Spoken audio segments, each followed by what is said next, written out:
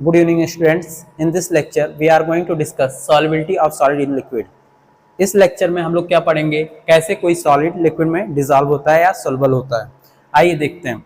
Late us take a container. एक container लेते हैं, क्लियर। इस पे सपोज हम लोग कोई लिक्विड ऐड करते हैं,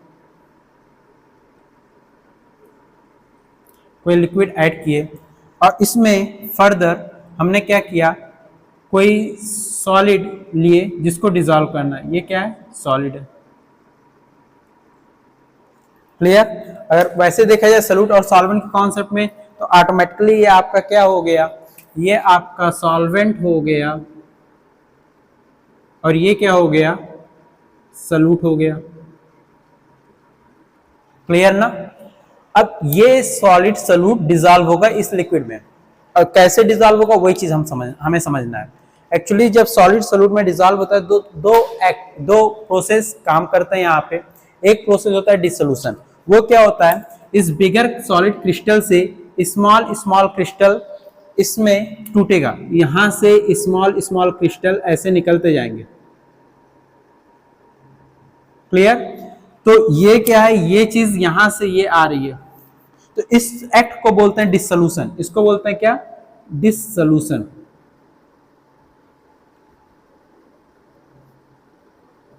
act of dissolving, act of dissolving simple word में होता है act of dissolving,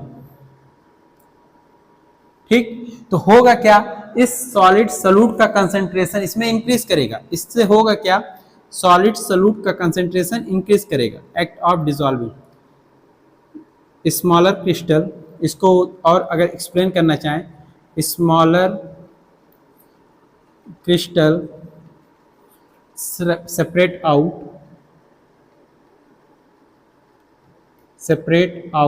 from bigger crystal and increases its concentration in liquid। क्या कह रहा है, स्मॉल क्रिस्टल सेपरेट आउट होता है, निकलता है फ्रॉम बिगर क्रिस्टल से, ठीक, बड़े वाले क्रिस्टल से, एंड और इंक्रीज करता है इट्स कंसंट्रेशन, इसका कंसंट्रेशन इंक्रीज करता है इन लिक्विड में। I hope it is clear to all of you what does mean by dissolution, ठीक। पहला काम ये होता है। सेकंड क्या होता है, जब ये पार्टिकल्स निकलते हैं तो ये कोलाइड करते हैं बिगर क्रिस्टल से। ये पार्टिकल निकला, ये रैंडमली मूव कर रहा है, क्लियर है। मूव करते समय बिगर क्रिस्टल से स्ट्राइक करते हैं। जब स्ट्राइक करते हैं तो क्या होता है, वो सेटल, जब टक्कर जो लगेगी, कोलिजन होगा, तो ये बहुत ही हैवी मास का, ये बहुत ही लोअर मास का है। जैसे ही टक्कर करता है तुरंत फॉलन डाउन हो जाता है। तो सेकंड क्या वर्क क्या हो रहा है, ये जैसे स्ट्राइक करता है, ये क्या हो रहा है, स्ट्राइक कर रहा है, कोलाइड कर रहा है, और फिर तुरंत क्या होगा, ये सेटल डाउन हो जाएगा। ये क्या हो रहा है, सेटल डाउन हो जा रहा है, मतलब नीचे बैठ जा रहा है, सेटल डाउन, क्लियर। इस एक्ट को बोलते हैं इसको बोलते हैं क्रिस्टलाइजेशन। इसको बोलते हैं क्या, क्रिस्टलाइजेशन। सो मैं यहां पे लिख दे रहा हूं वो चीज, क्रिस्टलाइजेशन। ये क्या है, सेटलिंग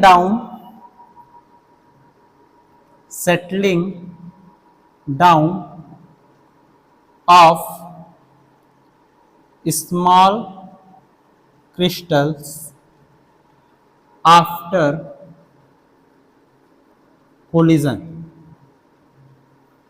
क्या कह रहा है, कोलिजन के बाद जो सेटल डाउन होता है स्मॉल क्रिस्टल, उसी प्रोसेस को क्या बोलते हैं, क्रिस्टलाइजेशन। सो क्रिस्टलाइजेशन आकर होता है, दो प्रोसेस आकर हो रहा है, एक डिसोल्यूशन, सेकंड क्रिस्टलाइजेशन। डिसोल्यूशन का मतलब क्या, डिसोल्यूशन का मतलब क्या, बिगर क्रिस्टल से स्मॉल क्रिस्टल नीचे यहां से सेपरेट आउट होके इसमें डिसॉल्व होना चाहते हैं लिक्विड में, वो चीज, उस एक्ट को बोलते हैं डिसोल्यूशन। सेकंड काम क्या, स्मॉल क्रिस्टल जो सेपरेट आउट हुए हैं वो क्या करते हैं, कोलाइड कर जाते हैं बिगर क्रिस्टल से, और जैसे कोलाइड करते हैं इसका हैवियर मास होने की वजह से क्या होता है, ये नीचे सेटल डाउन हो जाते हैं एट द बॉटम। ये नीचे क्या होते हैं, सेटल डाउन हो जाता है एट द बॉटम। ठीक, तो दो प्रोसेस चलता है, एक डिसोल्यूशन, सेकंड क्रिस्टलाइजेशन। अब इन दोनों प्रोसेस के रेट की बात करें तो होता क्या है, इस चीज को समझिएगा। मैं किसकी बात करने जा रहा हूं, इन दोनों प्रोसेस के रेट की। रेट ए, इसको मैं ऐसे लिखता हूं, रेट ऑफ डिसोल्यूशन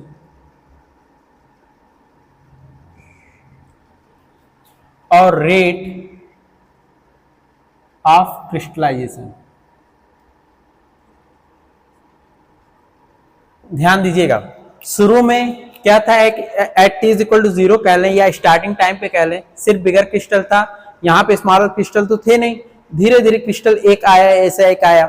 तो शुरू में क्या है, डिसोल्यूशन का रेट जो है, रेट मतलब समझ रहे हैं, number of molecules per unit time, कितने यहां से सेपरेट हो रहे हैं। रेट ऑफ डिसोल्यूशन का मतलब क्या हुआ, number of molecules per unit time, कितने यहां से निकल रहे हैं, बिगर क्रिस्टल से बाहर आ रहे हैं, तो उसकी बात की जा रही है। तो शुरू में क्या है, ये बहुत ही तेजी से निकलेंगे क्योंकि हैवियर मास है, पूरा सब कुछ ऐसे ही है, आसानी से निकल जा रहे हैं, यहाँ पे कोई कोलिजन हो ही नहीं रहा है। तो rate of dissolution at T is equal to 0 पे बहुत हाई है, लेकिन जैसे जैसे समय बीतता जाएगा रेट ऑफ डिसोल्यूशन होगा क्या, ये डिक्रीज होगा।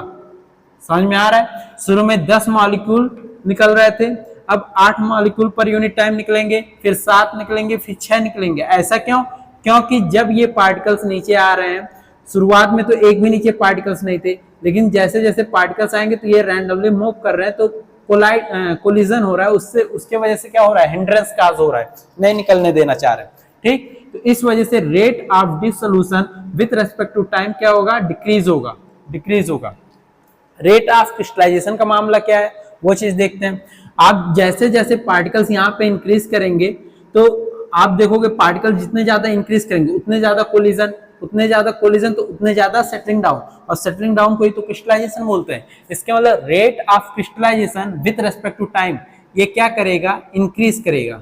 ये क्या शो कर रहा है, इंक्रीज करेगा, ये क्या करेगा, डिक्रीज करेगा।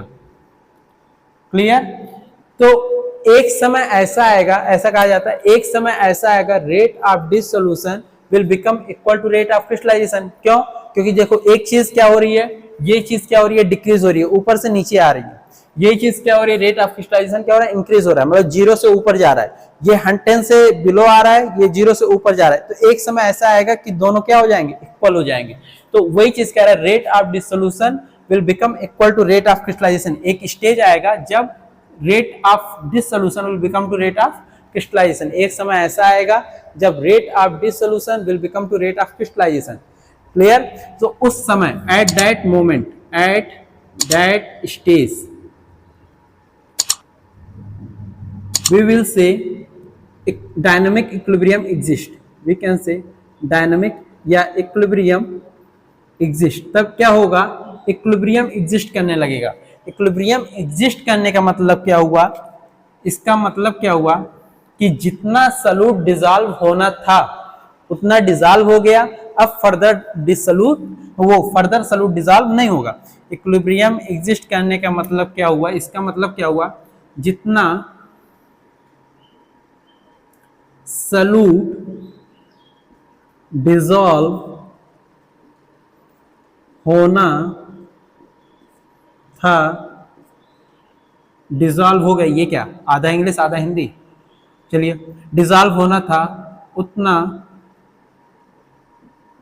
डिसॉल्व हो गया, अब और सॉल्यूट उस, हिंदी में लिखेंगे उसको, उस सॉल्वेंट में डिसॉल्व नहीं होगा। क्लियर। सो अब हम लोग बोलेंगे क्या, जितना सॉल्यूट डिसॉल्व होना था उस सॉल्वेंट में उतना डिसॉल्व हो गया, अब फर्दर डिसोल्यूशन नहीं पॉसिबल होगा। Clear. I hope it is clear to up to here all of you.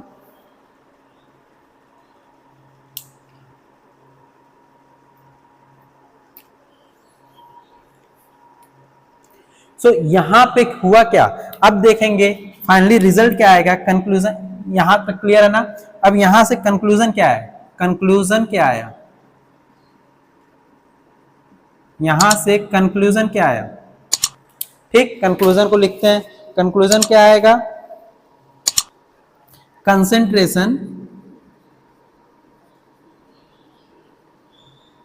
Concentration of solute will not increase in solvent। क्या कह रहा है, कंसेंट्रेशन सॉल्यूट का इंक्रीज नहीं करेगा सॉल्वेंट में। Clear. So now we are going to discuss effect of temperature in case of solubility of solid in liquid. जब solubility of solid in liquid discuss कर रहे हैं तो उसमें इफेक्ट ऑफ टेम्परेचर कैसे, इफेक्ट ऑफ टेम्परेचर क्या होगा। Clear है। तो बहुत ही सिंपल कॉन्सेप्ट है। होता क्या है, दो चीजें ध्यान रखनी है आपको, इसमें दो कॉन्सेप्ट है। यह है क्या, आप सॉलिड है, ये कंटेनर है कोई, इसमें लिक्विड है, इसमें कोई लिक्विड है, क्लियर, इसमें कोई सॉलिड ऐड किए हो आप, ये क्या है, ये कोई सॉलिड है। अब इसको डिसॉल्व हो रहा है, क्लियर। इसी पे हमें दो केस डिस्कस करना है। दो इसमें इफेक्ट ऑफ टेम्परेचर के केस में दो चीज ली जाती है। एक केस लिया जाता है जब डिसोल्यूशन प्रोसेस एक्सोथर्मिक नेचर का हो, जब डिसोल्यूशन प्रोसेस एक्सोथर्मिक नेचर का, इंडोथर्मिक नेचर का हो। मैं क्या कह रहा हूं, इसमें दो केस लेंगे। ये कि डिसोल्यूशन प्रोसेस, ध्यान देना दो कॉन्सेप्ट है। Concept one, if dissolution, dissolution का मतलब क्या होता है मैं समझा ही दिया हूं, is endothermic nature, endothermic process. क्या कह रहा है, यदि जो डिसोल्यूशन वाला प्रोसेस है वो इंडोथर्मिक प्रोसेस है। इंडोथर्मिक कहने का मतलब क्या हुआ, आप जानते हो ना, in case of endothermic process what we have to do, we have to supply heat to the process. हमें क्या करना रहता है, हीट सप्लाई करना रहता है प्रोसेस को, टू कैरी आउट हीट, उस प्रोसेस को कैरी आउट कराने के लिए। क्लियर। तो ऐसे केस में जब डिसोल्यूशन ही इंडोथर्मिक नेचर का हो, क्लियर, तो उस समय इसके मतलब डिसोल्यूशन घुलने वाला काम है और उसको वो इंडोथर्मिक नेचर का मतलब उसको हीट की रिक्वायर्ड है। सो होगा क्या, on increasing temperature, temperature increase करने पे, on increasing temperature, temperature increase करने पे सॉल्युबिलिटी क्या होगी, सॉल्युबिलिटी इंक्रीज कर जाएगी ना, क्योंकि उसको हीट चाहिए थी और ऊपर से आप हीट अप्लाई इसको हीट चाहिए थी इंडोथर्मिक प्रोसेस से, ये हिंट मिल रहा है हमें कि प्रोसेस को हीट चाहिए और ऊपर से आप क्या कर रहे हो, टेम्परेचर इंक्रीज कर रहे हो, मतलब हीट दे रहे हो, तो उसके फेवर में रिएक्शन जा रही है, तो क्या होगा, सॉल्युबिलिटी इंक्रीज कर जाएगी। इसी का वाइस वर्सा ले लें तो क्या होगा, यदि if this solution is exothermic nature, is of exothermic process। क्या कह रहा है, यदि जो डिसोल्यूशन है वो एक्सोथर्मिक नेचर का हो, मतलब क्या, वो हीट दे रहा हो, डिसोल्यूशन घुल रहा है और हीट निकल रही है बाहर, तो ऐसे केस में क्या होगा, इसके मतलब ऐसे केस में टेम्परेचर यदि आप इंक्रीज करेंगे, ऑन इंक्रीजिंग टेम्परेचर, हीट निकलने का मतलब प्रोसेस को हीट नहीं चाहिए, वो तो ऑलरेडी बहुत गर्म है और हीट निकाल रहा है, और ऊपर से आप टेम्परेचर इंक्रीज कर रहे हो, तो क्या होगा, रिएक्शन बैकवर्ड डायरेक्शन में जाएगी। तो ऑन इंक्रीजिंग टेम्परेचर होगा क्या, सॉल्युबिलिटी क्या होगी, डिक्रीज हो जाएगी, सॉल्युबिलिटी डिक्रीजेस। क्लियर, बहुत ही सिंपल है। क्या, यदि डिसोल्यूशन प्रोसेस इंडोथर्मिक नेचर का, हीट चाहिए उसको और टेम्परेचर इंक्रीज करोगे तो सॉल्युबिलिटी बढ़ जाएगी। अगर डिसोल्यूशन प्रोसेस एक्सोथर्मिक नेचर का है और आप टेम्परेचर इंक्रीज कर रहे हो तो वो ऑलरेडी हीट निकाल रहे हो, ऊपर से आप हीट और दे रहे हो, तो सॉल्युबिलिटी क्या होगी, डिक्रीज कर जाएगी। ठीक, ये होता क्या, ये किसके बेसिस पे आता है, एक्चुअली कह सकते हैं हम लोग सॉल्युबिलिटी ऑफ सॉलिड लिक्विड का इफेक्ट ऑफ टेम्परेचर क्या होता है, वहां पे ली चैटलियस प्रिंसिपल फॉलो होता है। बहुत सिंपल वे में ऐसे कह सकते हैं अगर इक्विलिब्रियम के पॉइंट ऑफ व्यू से देखा जाए, और नहीं तो दो स्टेटमेंट आप दिमाग में रखेंगे, आपके आंसर्स आसानी से आ जाएंगे। ये नेक्स्ट जो है effect of pressure, solubility of solid in liquid के केस में इफेक्ट ऑफ प्रेशर क्या होता है, वो चीज हम लोग को समझनी है। तो होता क्या है, नो सिग्निफिकेंट इफेक्ट, इस पे क्या होता है, इसको मैं बड़े उसमें लिख दे रहा हूँ, no significant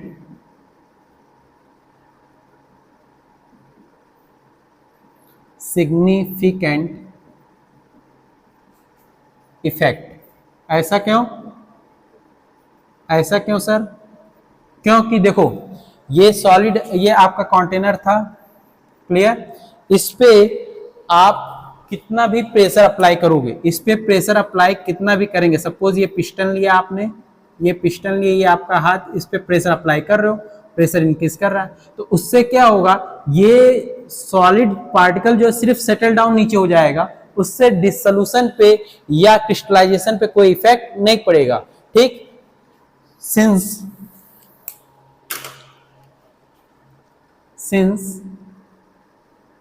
on increasing or decreasing pressure,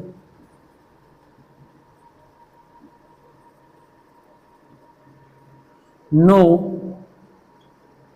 effect on dissolution or crystallization process।